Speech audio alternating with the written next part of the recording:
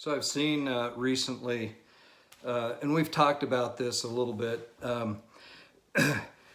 There's a lot of divisions happening within the church, and sometimes it's not good to focus on that. In fact, probably most of the time it's not. It's like kneading the dough. It just gets bigger and bigger, right? But I think it's important because sometimes I think people feel like there's no room for them in the church. And I totally disagree with that. So here's some of the divisions I've seen recently. And this might be more unique to Utah than outside of Utah. Perhaps it's not as prevalent. But I've seen it, quite a bit. Okay, I'm 63. I've had some pretty intense church callings. I've been exposed and around certain individuals. And I've studied the gospel. And it's interesting to me how the Savior always seemed to go out of his way to go after those that were, kind of the outcasts. And some of the greatest stories of Christ's ministry on earth were those stories. The woman of Samaria, the Samaritan woman at the well. Mary herself, although I don't agree with the brush that the Catholic Church paints her with. I think she had some problems, but Christ went and healed her. A couple of times I've been to Magdala on the Sea of Galilee, and where supposedly Mary was from, and there's a Jewish synagogue that they've been excavating for the last few years that was at the time of Christ. They've dated it then, and it very well could be where Christ had taught, in that synagogue in the town that Mary was from. It's just fascinating. Eating with sinners, healing on the Sabbath. You name it, and he did it. And I think we've got to try to expand that better. Now, I'm going to sound hypocritical here, and I know it. But so I'm gonna go right at the target and go ahead and get attacked for being hypocritical. But I think one faction of the church is the intellectual faction of the church. And I lump individuals like Bushman, who wrote Rough Stone Rolling, which I think is one of the worst books ever written about the prophet Joseph. It's my personal opinion. And out of that ilk, and not that he was the originator of it, but I lump guys like Mitt Romney and others. There's many others. We have the Sunstone Group and all these guys that are so smart and so intellectual and so above all of us. But you know what? They have every right to the gospel that I have. And they can be members in good faith, just like I am. They can hate Donald Trump, and they can still be a card-carrying member of the church, okay? In my opinion. That doesn't preclude them from worshiping, being forgiven, sustaining the prophet, and basically answering all the questions, right? That validate us as active members of the church. But I will be darned if I will ever let them intimidate me, that I don't have that same opportunity, because I support individuals and that I love Donald Trump and that I love a different approach to whatever. And I might not like wearing that, and I might not like getting that. And you know what? I'm every much a part of this church as those that think that that's going to save them, and that's the Christian thing to do. And if you don't do that, then you're not a Christian. That's just bull. I have every right. You have every right. to feel embraced by the gospel of Jesus Christ, the true and living gospel of Jesus Christ. There's all these other weird things. Look, I don't want to get offensive here, but there's basically, I know there's many other places where the Book of Mormon could have taken place, right? There's no official stance by the church. So that alone ought to say that it's okay to believe that it took place in the Antarctic, it took place but the two basic ones are Mesoamerica and the Heartland. There's some South American ones. There's one in Northern Africa that's really kind of fascinating. There's a lot of different beliefs, right? Why can't we all have an opinion on that and still be a card-carrying, active member of the church and feel embraced by the gospel, instead of, well, if you don't believe this way, then you're leading people astray and you're wrong and you're evil and all this kind of stuff. Now there's this thing with the seer stone.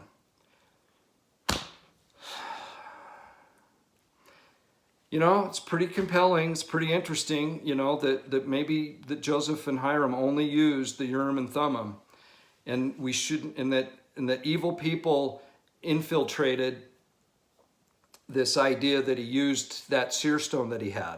They're not denying that he had the seer stone. They're just denying that he used it to translate the Book of Mormon. And you know what? That's fine. But if someone believes that the accounts of individuals that said that he did use it, is there room for them in the gospel of Jesus Christ? Is it going to cause all kinds of hate and discontent? Sixth seal versus seventh seal. I've already gone through the wearing of that and the this thing. You know what? If you guys want to do that, if some of you want to do that and you feel like you're following the prophet and doing that, hallelujah. Great for you. I am not going to deny you access and say you don't deserve the gospel of Jesus Christ. You do. And you're welcome, in my opinion. I welcome you. I don't care. But I will be darned if you're going to preclude me from enjoying the blessings of the gospel because I might not feel comfortable with those things and the liberty taken away. Okay? I just, I am who I am. But is there not room for me? Am I leading people astray? Am I being negative? We've got to stop this. We've got to stop this. It's so prevalent on YouTube. I think that's why and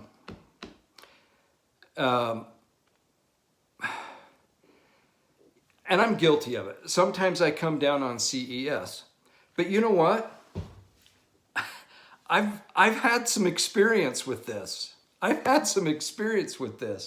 I'll be darned if I'm going to let them tell me that I'm not a good member of the church and that I'm not welcome. I welcome them. I might not agree with them all the time. I don't really care. They're free to do whatever they want. And they can be totally active and participating in gospel members. Think of the diversity of people, the small group that Christ had with them at the very beginning of his ministry. It's awesome. And that's how it should be now. So I might, feel this and feel that about certain individuals, and I'm going to make sure I always say, but you know what? They have every right to this gospel that I do. But I'm not going to take it from them anymore or ever again. That I'm not just as, that I have just as much right to the blessings of the restored gospel as they do. And you can think of many other divisions. There's those members of the church that like to support the LGBT, Black Lives Matter, on and on. And if I don't feel comfortable with that, I don't like it, that's okay. I say, you know what? As long as you can answer those questions, those special questions. And as long as you support the prophet and do the things that we should do, and you follow the Savior, I don't really care about, what you want to do with those organizations. But I will be darned to let you intimidate me if I say I don't believe in that stuff. I don't like it. But I still love the gospel of Jesus Christ. And I'm still going to preach what I feel I should preach. When you put yourself out on these channels like this, like YouTube, you're really susceptible and you really have to take some abuse. And I do, and I try to get rid of it because I have a tendency, if I leave it on there, I look at it and then I get upset. So I try to eliminate it. So a lot of you don't get to see some of the things that I get because I hurry and take it off. And it's not that I don't want you to see that the people are attacking me. It's more for me to not dwell on it and get upset. So if it's gone, it's gone, right? But a lot of the things you get attacked on is that I get attacked on is that I'm not following the brethren, or that I'm not preaching the true doctrine of Christ, and that they actually criticize me for saying it's my opinion, where I should be declaring, in the name of the Lord, this is the gospel. Well, I'm not an official of the church. I can't be a spokesman for the church, and all I can do is share my opinion and share my beliefs.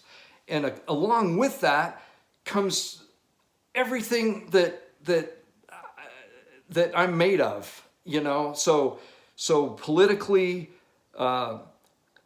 Business life, my life experience, my education or lack thereof, my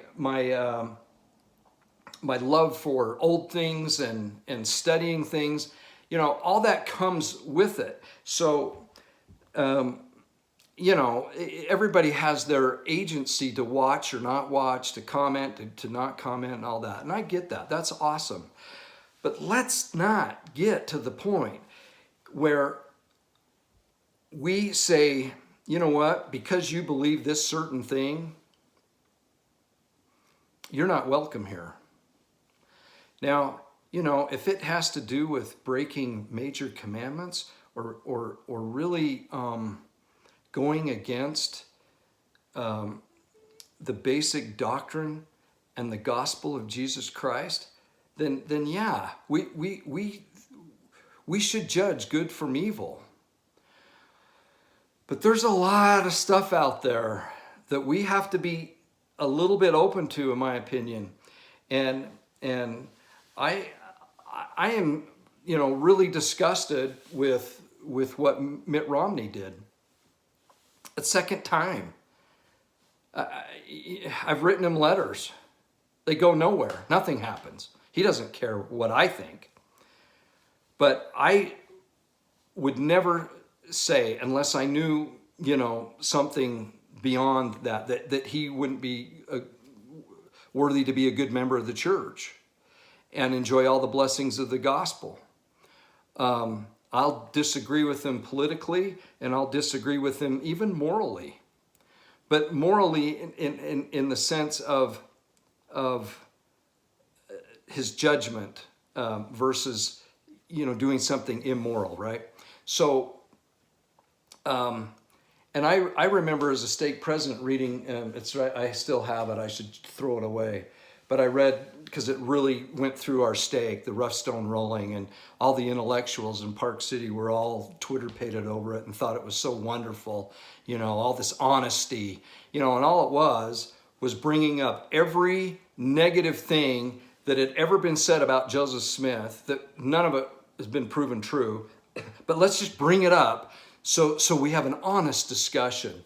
And I think it's a horrible book. Now, I don't even know if Bushman's still alive, but if he is, God bless him. I hope he's happy. And I would never say that you shouldn't be a member of the church, that you shouldn't have the blessings of the gospel. But I totally disagree with your book.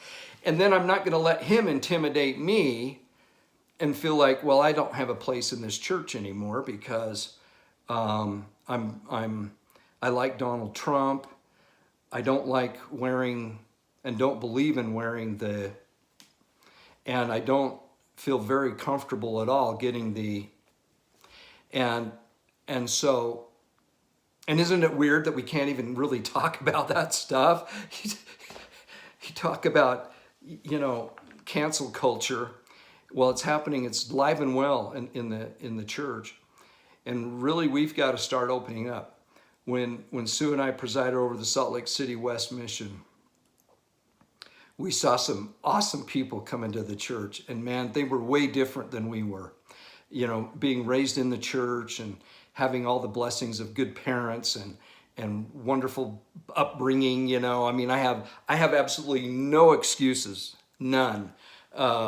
If I do anything bad, it's not because of my upbringing. I had the best parents, the best family, the best situation. So blessed, right? Well, we saw a lot of people, and I've mentioned this, a lot of our missionaries came from just really challenging backgrounds. What, they're not welcome? It's crazy. Every single one of us should feel right at home. And we've got to do better, in my opinion, as a people, especially here in Utah, of opening our arms to everybody. And if I saw Mitt Romney, I would say, hey, brother, how are you?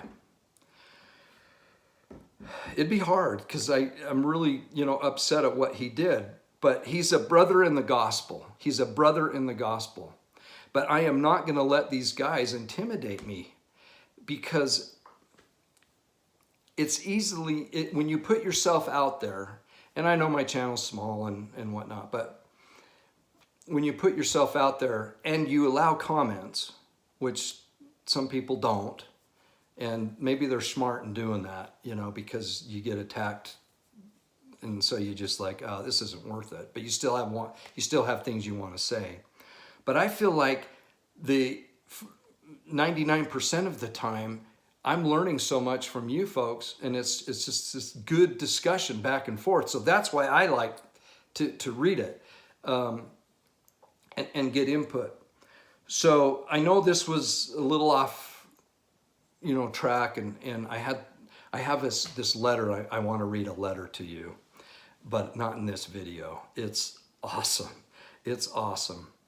And I can't wait to do that, maybe in the next day or two. So that's a little bit of a rant today, but I hope if any of you feel like you're on the outside looking in, just know that you're not. You're on the inside. You're welcome, and Christ welcomes you into his kingdom. And I can guarantee the brethren would say the same thing. I've been around many of them, not all of them, but I've been around many of the First Presidency and the Quorum of the 12, and they're the real deal. They're the real deal. They're the real deal. And I know they don't want this discontent, right? They just don't. They want people to come together and have Christ as that medium, have Christ as that and his restored gospel through the prophet Joseph as the thing that we have in common. And then those other differences, let's celebrate that instead of saying, if you don't believe this certain way, I don't want to brag, but I'm doing better than I have been in the past. I'm doing better with that. And people that feel different than I do, I'm just like, you know what, that's awesome. But let's not let that get in the way of things here.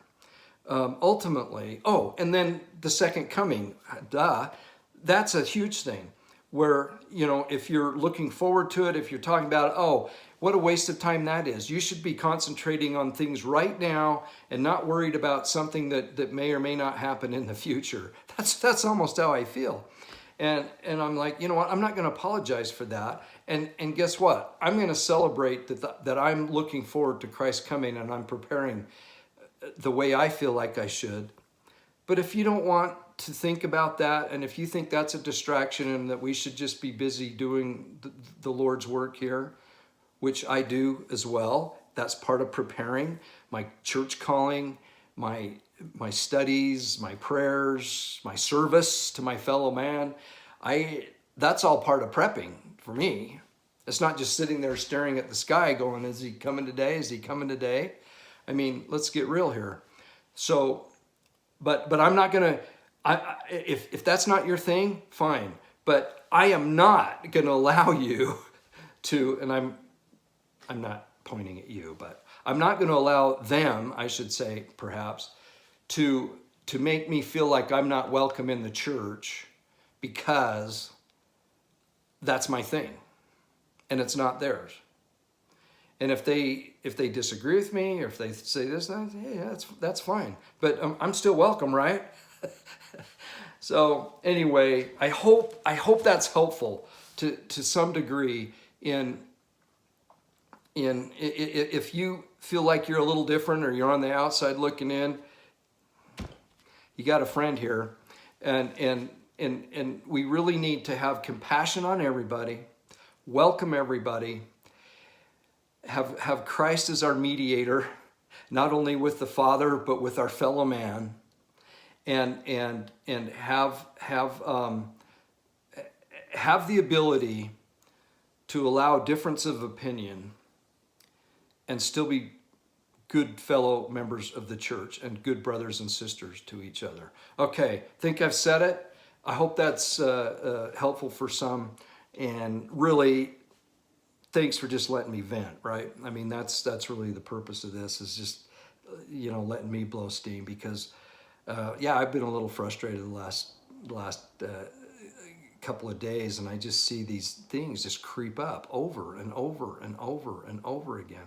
And I just don't like these absolutes. Like, this is the way it is, and if you don't believe this, then you're against the prophet, you're against the church, and you're leading people astray.